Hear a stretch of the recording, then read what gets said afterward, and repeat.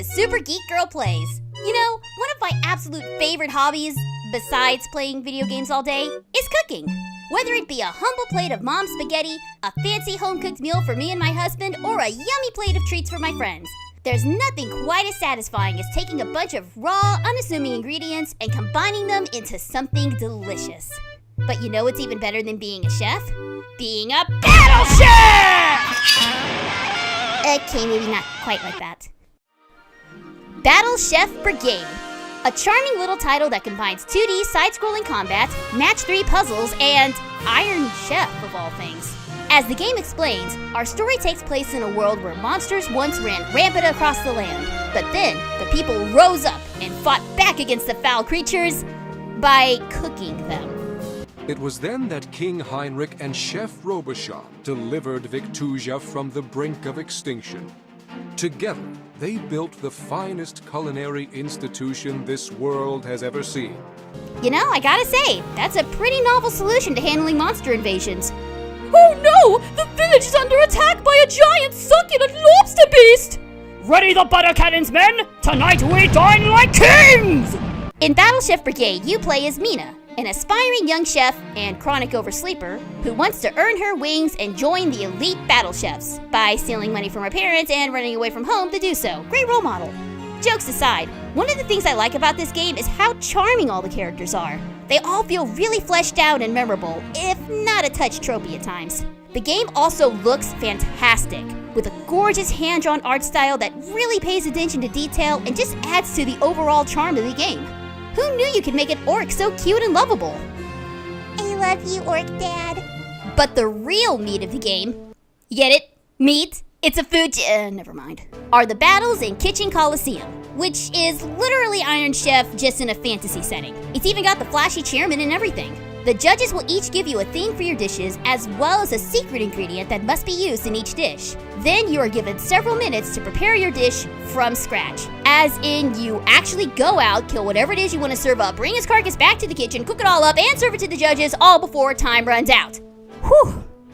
Now I understand why it takes so long for my food to come out at restaurants. I didn't realize they had to actually go hunt down and kill the wild cow they're gonna use for my bacon cheeseburger. You hunt for ingredients in a typical side-scrolling beat-em-up format. You've got your melee attacks, your combo attacks, your magic attacks, whatever you need to hunt down your next meal. And generally, the harder something is to kill, the higher quality ingredients you'll get after defeating it. Now, what makes this interesting is that you can actually go out and hunt as often as you need to for your dishes, provided you have the time for it.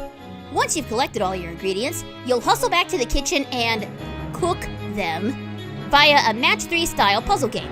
Unlike in other puzzle games where you simply swap 2 pieces around, in BCB, you rotate pieces around in groups of 4, so it can be a bit more challenging. And your goal isn't necessarily to rid yourself of all the pieces, but rather to create bigger and shinier pieces in order to win more points with the judges. And as you progress, the game will start throwing new pieces into the mix, like poisoned pieces, cracked pieces, and bones that can be used as wildcards. Every ingredient you add to your dish has its own combination and orientation of pieces, so you do have to think carefully about what goes into your dish. It takes strategy, simplicity, and a steady head to come out on top in this kitchen. When you're not out battle chefing it up, you'll be hanging around town taking on various challenges. In restaurants, you'll hop on the line as a short order chef and make as many matching combinations as you can for hungry customers. In Hunt, you'll hone your hunting skills by defeating a set number of monsters. And in Workshop, you'll solve puzzles and discover new recipes to assist this crazy catman. These modes are a nice diversion, albeit a little repetitive at times, but more importantly, they will earn you some cold, hard cash, which you can use to buy items. Now, items actually play a very important role in Kitchen Coliseum, as you need to be ready for anything the judges throw at you. You can have everything from items that help you on the hunt, to pots and pans that make cooking a breeze, and even rare ingredients you can't find anywhere else.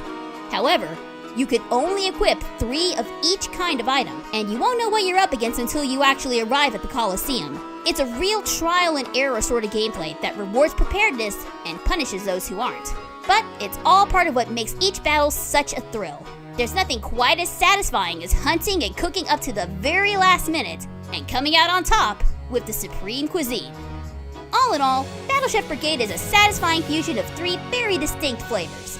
The fine precision and deliberate strategy of puzzles combined with fast-paced, meaty combat and just a dash of charm, all create a recipe for a truly one-of-a-kind game.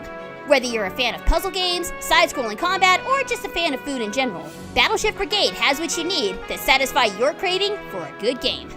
Now, if you'll excuse me, I'm gonna go get some food because this game has actually made me hungry. Hold on a second.